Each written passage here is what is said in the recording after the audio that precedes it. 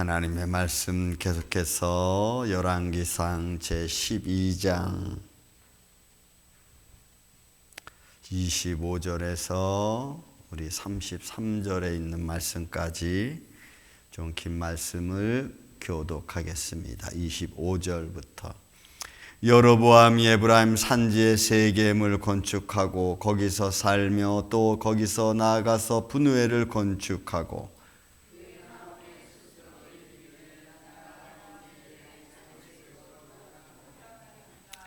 만일 이 백성이 예루살렘에 있는 여호와의 성전에 제사를 드리고자 하여 올라가면 이 백성의 마음이 유다 왕 된 그들의 주 르호보암에게로 돌아가서 나를 죽이고 유다의 왕 르호보암에게로 돌아가리로다 하고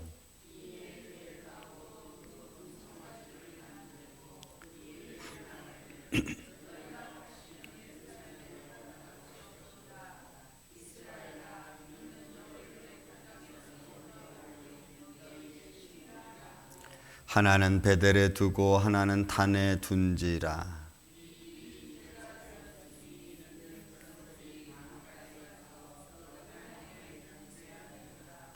그가 또 산당들을 짓고 레위 자손이 아닌 보통 사람으로 제사장을 삼고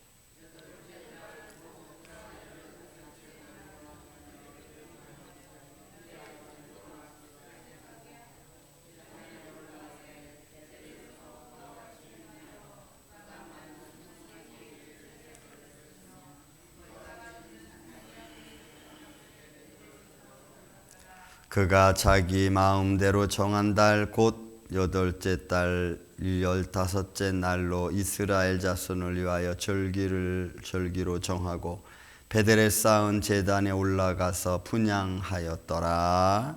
아멘. 자, 여로보암이 나라를 갈랐습니다. 또 르호보암과도 갈라졌죠. 그런데 우리는 여기서 아주 중요한 내용 한 3가지 정도를 볼 수가 있습니다. 하나는 여로보암의 불안정한 마음, 여로보암이 이스라엘 하나님 여호와를 잘 알지 못하는 상황, 그리고 자기의 두려움이 어떤 결과를 만들어냈는지 우리는 본문을 통해 알 수 있습니다.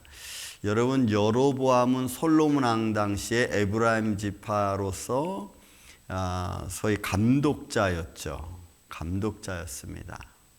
그런데 여로보암이 하나님을, 이스라엘의 하나님 여호와를 제대로 알지 못하니까 그 제대로 알지 못한 그 마음이 준 두려움으로 인하여 그가 쫓아갔던 상황은 전혀 다른 자기 마음대로의 신앙입니다. 자, 그래서 오늘 본문의 말씀에 여로보암의 이 불안정한 마음, 그리고 여로보암의 이 삶에서 불안한 마음을 우리가 보게 되죠. 그 불안한 마음은 이 말입니다. 그 마음에 스스로 이르기를 나라가 이제 다윗의 집으로 돌아가리라. 아마 이 상황은 여로보암이 이스라엘 10지파의 족장, 어떤 두령 왕이 된 이후에 가진 마음이겠죠. 왜냐하면 매 절기마다 이스라엘 사람들은 하루에 1년에 3번씩 바로 예루살렘에 가서 제사를 드려야 되는 그들의 절기가 있습니다. 초막절과 그리고 장막절하는 맥추절과 오순절입니다. 그들은 1년에 3번씩 반드시 가서 예루살렘에서 제사를 드려야 되는 그런 하나님의 십계명 중에 나와 있죠. 그런 과정이죠. 그런 절기를 지켜야 되는 과정에서 매일 자기의 이스라엘 백성들이 예루살렘에 올라가다 보면은 그러면 이 나라가 잘못하다가는 르호보암으로 가겠다. 그래서 그거를 일단 차단하는 거예요. 그러니까 하나님으로 향하는 마음.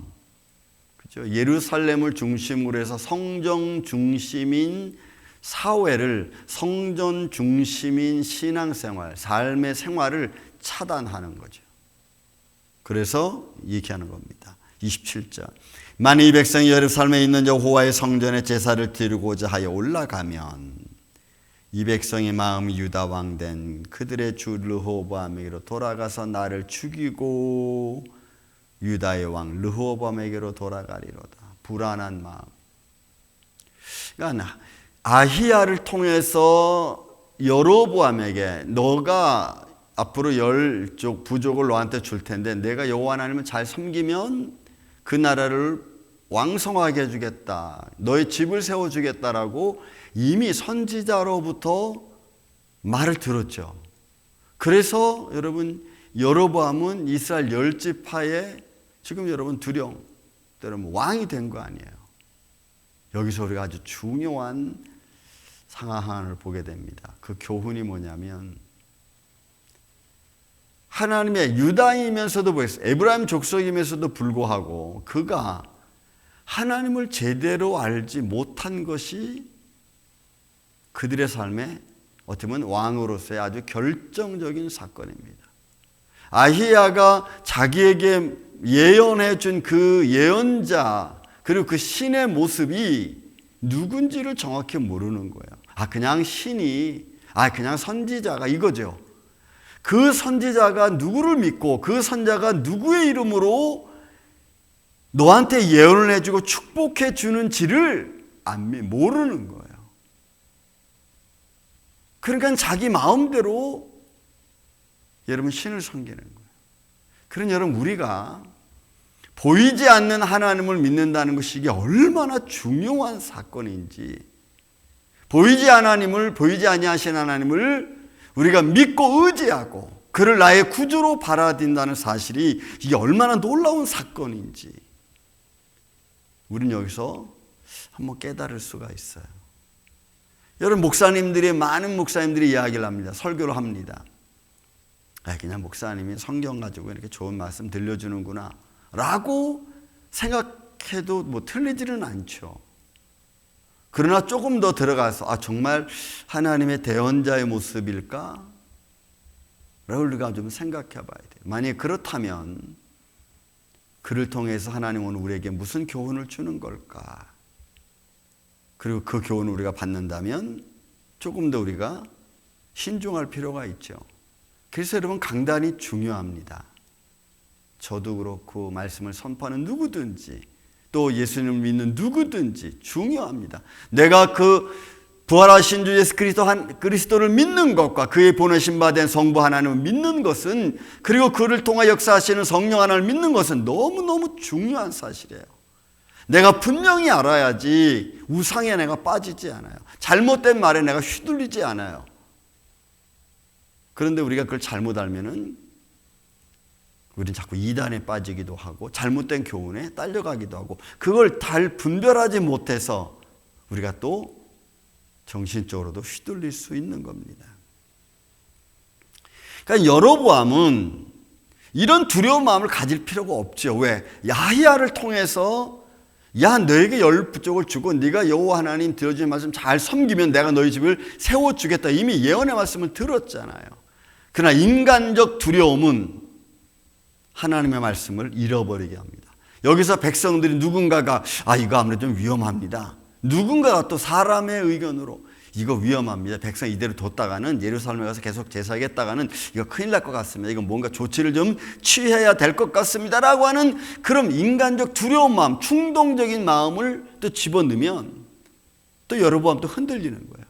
사람은 흔들리는 거예요. 그래서 그런 저런 말을 들어도 우리가 믿음 안에 굳게 서서 아니다 라고 딱 이야기하고 하나님의 사람이 이렇게 얘기했다라고 우리가 딱 믿으면 그럼 흔들릴 필요가 없죠. 오늘날 모든 성도들의 삶도 저도 마찬가지입니다. 갑자기 너무나 막 오랜 시간 동안 시간이 걸리고 막 불안해지면 나도 모르게 이거 아닌가? 이런 생각이 들 때가 있어요. 그래서 또 와서 기도하고 또 말씀 보고 또 마음 잡고 붙들고. 보세요. 그 두려운 마음이 뭘 만들었어요? 28절. 이에 계획하고 두 금송아지를 만들고 무리에게서 말하기를 너희가 다시는 예루살렘에 올라갈 거 없도다. 이스라엘아 이는 너희를 애굽에서 인도하여 올린 너희의 신들이라고.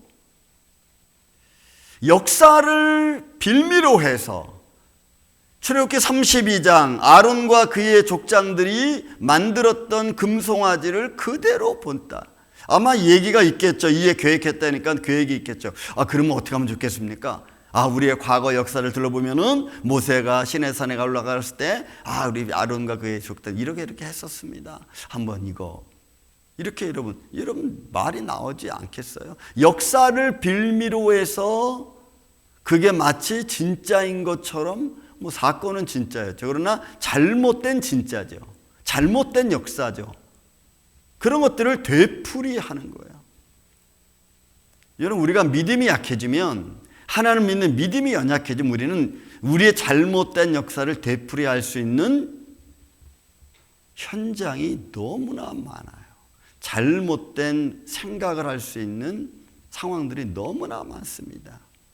그건 어떻게 우리를 시험하는 자들이 빚지고 들어와서 내 삶을 막 엉클어뜨려놓을지 우리는 아무도 몰라. 그래서 마귀로 하여금 틈타지 못하게 하는 게 우리의 삶의 아주 중요한 요소 중에 하나죠. 어떻게 슬쩍 막 화가 났을 때 슬쩍 충동적인 말 한마디 하면 그게 더 기름에 불 붙듯이 그냥 불에 기름 붙듯이 막 타오르는 거예요. 시험된 사람 좀 충동질해서 사람 또 마음 막 흔들어 놓으면은 이것저것 불불 안 가리죠. 그것도 뭐예요? 애굽에서 너희를 애굽 땅에서 인도해 올린 너희 신이라 이렇게 말. 그런 여러분 애굽에서 올린 신 하니까 백성들은 또 믿음이 연약한 사람들 그래 옛날에 또 아론이 어쩌고 저쩌고 막 떠들었겠죠. 그리고 하나를 베델에 두고 하나는 단에 뒀습니다. 이거는 베델과 단은 북이스라엘의 맨 남단이 베델이고 최북단이 단입니다. 그러니까 맨 위에와 맨 아래 이렇게 둔 거예요. 근데 이것이 어떻게 30절 여러분 일이 죄가 되었으니 이는 백성들이 단에 가서 그 하나에게 경배함이더라.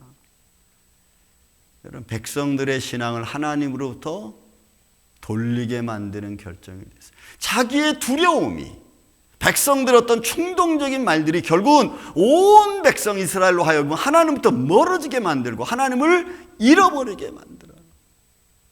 여러분이 우리가 계속 열왕기상을 보겠지만 이 여로보암의 죄가 얼마나 영향을 미치는지 한번 여러분 보시기 바랍니다. 민족 전체를 하나님으로부터 떠나가게 만들어요. 그런 여러분 한 사람의 결정이 한 사람의 올바른 믿음이 얼마나 큰 영향을 미치는가를 우리는 이런 교훈을 보면 알 수가 있어요. 이건 아니다. 우리가 이렇게 해서 하나님을 잃어버리면 안 된다. 아무리 시험이 와도 아무리 어려운 일이 내게 닥쳐도 삶의 주관자 되시는 여호와 하나님의 손길을 우린 잃어버릴 수 없죠. 잃어버려서도 안 되는 거예요.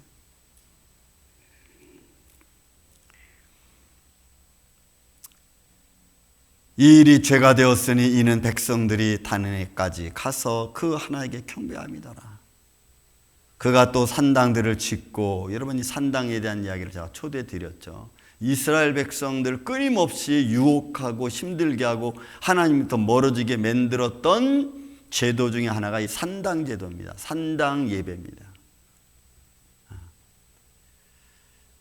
산당들을 짓고 레위 자손이 아닌 보통 사람으로 백성으로 제사장을 삼고, 이게 다 율법에 어긋난 거예요. 하나님의 명령에 어긋난 거예요. 그래서 우리는 하나님의 부름받았다는 말을, 여러분 이게 참 중요한 의미인데 사람들은 이걸 우리가 보이지 아니하시는 하나님의 부르심을 우리가 잘 알 수 없으니까 너도 나도 다 하나님의 부름받은, 물론 성도들이 다 하나님의 부름받은 하나님의 자녀들이죠.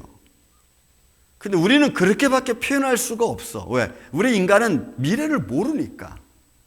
누가 구원받는지 우리는 모르잖아요. 그래서 누구든지라는 말밖에 우리는 표현할 수밖에 없어. 그것을 선별하고 그것을 이끌어가는 이는 하나님이시죠. 우리는 그렇게밖에 이야기를 못해요.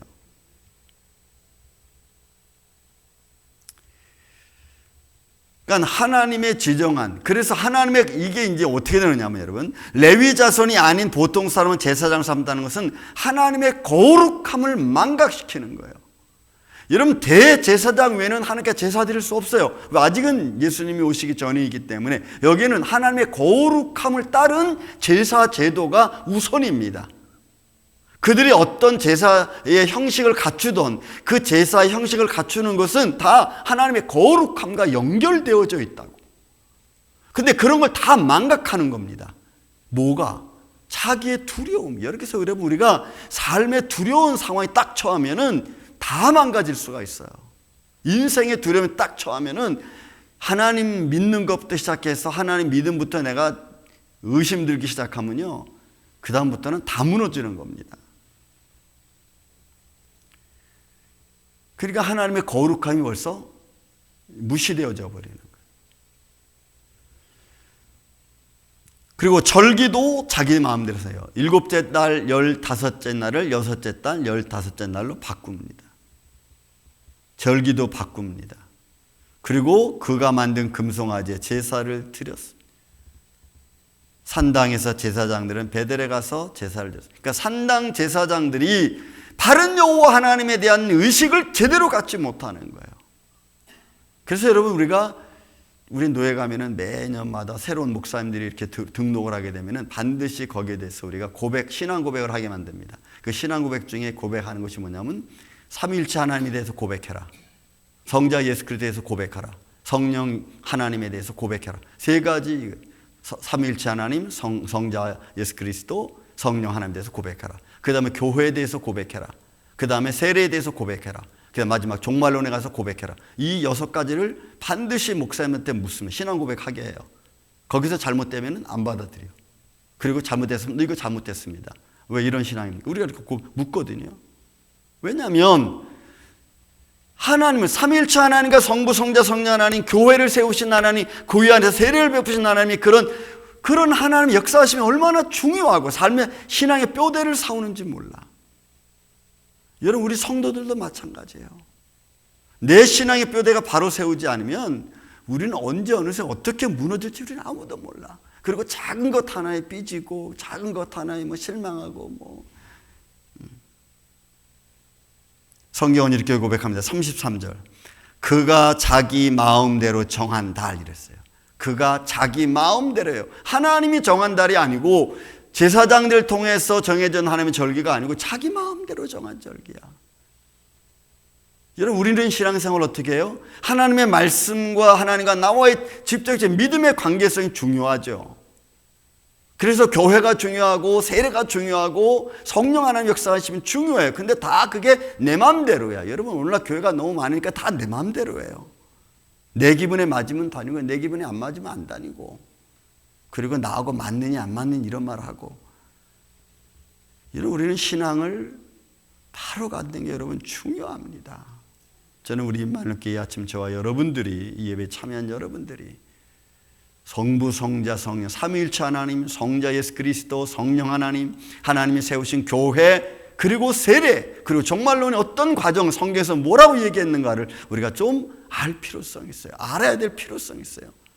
그래서 우리가 세상을 좀, 세상적 교훈 좀 비슷하게 가는 그런 이단적인 요새 우리가 잘 구별해서 오늘 여러분들이 이 마지막 때에 믿음을 견고히 지키는 그런 이 아침 저와 여러분 되시기를 예수님의 이름으로 축원을 드립니다.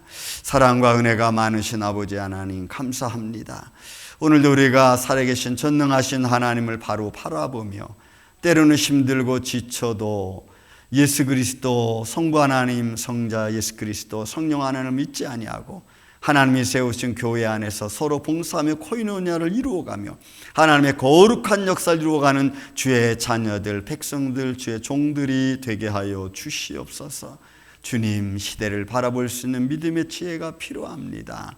사랑하는 성도들에게 이런 아름다운 마음을 주셔서 아버지의 세상의 교훈과 혼동되지 않도록 하나님 말씀으로 무장하는 주의 종들이 되게 하여 주시옵기를 원하옵고 사랑이 많으신 예수님의 이름으로 기도하옵나이다. 아멘. 하늘에